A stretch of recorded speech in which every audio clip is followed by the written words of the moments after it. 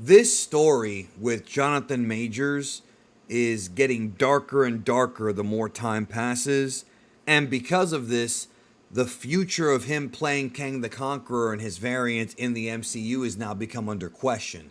Now, Marvel still has time, no pun intended, to figure out what they want to do with Kang. They still have time. And this court case could take some time before it gets resolved. But if more and more evidence comes out against Jonathan Majors, and for those who don't know, Jonathan Majors is under suspicion of choking and assaulting his, I guess, his girlfriend or partner, whatever you want to call it. And now other people have begun to come forward and corroborate that he has a history of doing this. Now, we don't have details on this yet, and he hasn't actually done any. He has not been found guilty. The court case, I think, starts in May, so there's still time. But if Jonathan Majors is found guilty, or if enough pressure gets put on Marvel slash Disney, what can they do? And I've thought about this, and there's a couple things they can do within the universe of the MCU to try to repair this problem. But like I said a minute ago, understand that they still have time, because the best thing for them to do now is just not say anything, wait to see what happens in court, see who else comes out, see what other stories come out, and then gauge it before you actually get to doing Avengers, Kang Dynasty, and Secret Wars. Now, the plan, as far as I have heard, is that Jonathan Majors is going to play all the different variants of Kang in the Kang Dynasty film, but he was going to have one variant left over for Secret Wars, and the rumor was they were going to have him combine with the Beyonder. That is what they had planned, but if Jonathan Majors is found guilty or suspicious of being guilty, the pressure will definitely be there for Marvel to pull the plug. But what can they do within the universe? So let me give you what I think they could do.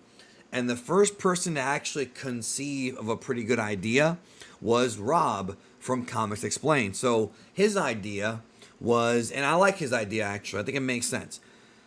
You can't just create a new Kang variant and recast Kang. Well, let me take that back. You can. And it wouldn't be the first time that happened, because if you remember, Edward Norton was the Incredible Hulk, and he was recast by Mark Ruffalo.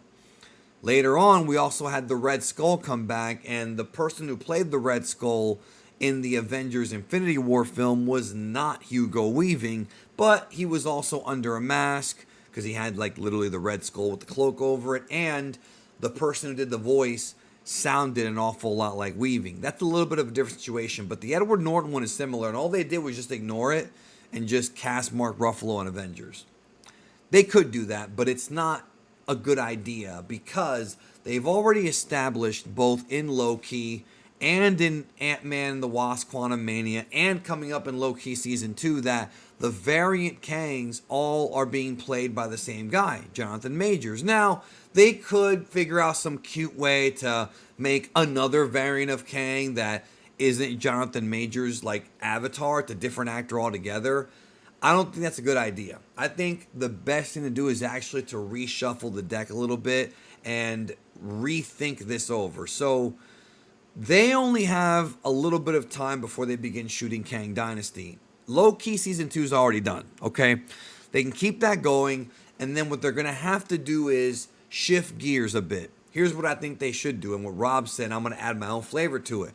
What I think they should do is have Doctor Doom actually appear in the MCU, have him be from one of the alternate timeline slash universes that Kang conquered, or that Kang, killed the Avengers in, and have him be pissed off that Kang did it, or have a situation where Kang destroyed maybe one of his loved ones or something like that. He goes to the place at the end of time. Remember, in the Ant-Man and Wasp Quantumania scene, all the Kangs are in one spot. You even hear Kang say all of them, right? Remember, Immortus says that. He's like, I've called all of us, okay?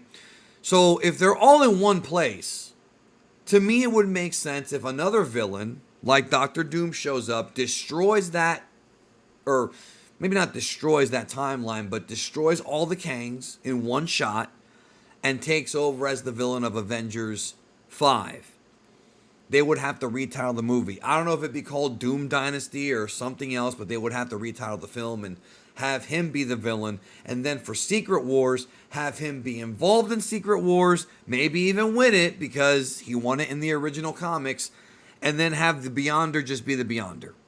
The other thing they could do is have the Beyonder himself take out the Kangs, and then have the Beyonder be the villain of both Avengers 5 and Avengers Secret Wars. They could even do Secret Wars.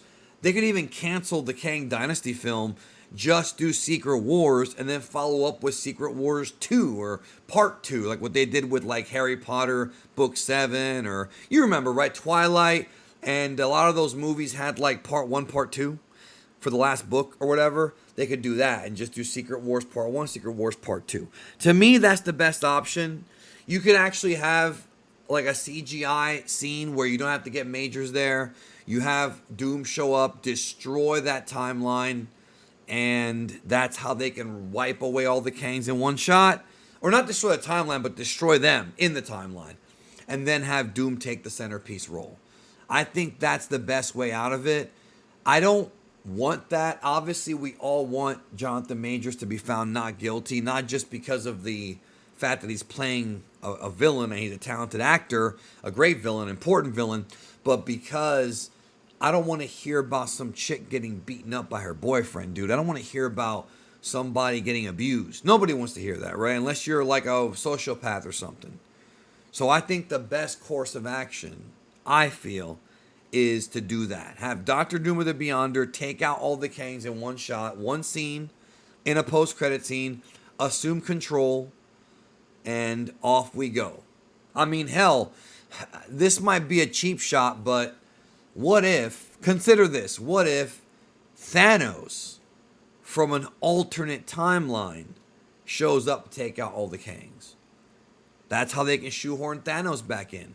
And this time it's Thanos who's obsessed with Lady Death. They can do that version of Thanos instead of the one that we got in the movies, in the previous 3 MCU phases. Now, I know some of you are like, Thanos again, but I mean, Thanos is a great villain. Josh Brolin did a great job, and I think he'll be back in Secret Wars anyways, probably as a good guy. One of the variants of Thanos is a good guy. They could literally have Thanos do it if they really want to do that and just pop the crowd, but to me, I don't like the idea of recasting Kang.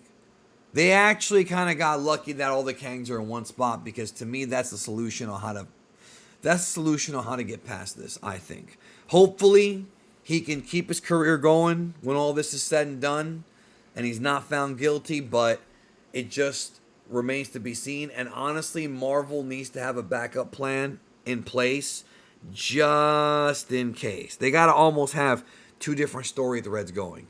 One, if he's okay, if he's not guilty, and one, if he is. And we might not even have that answer based on how slow the legal system is, the judicial system. We might not even have an answer for that this year or even next year. Hopefully, it won't take that long. What do you think? Let me know down below. We'll talk soon.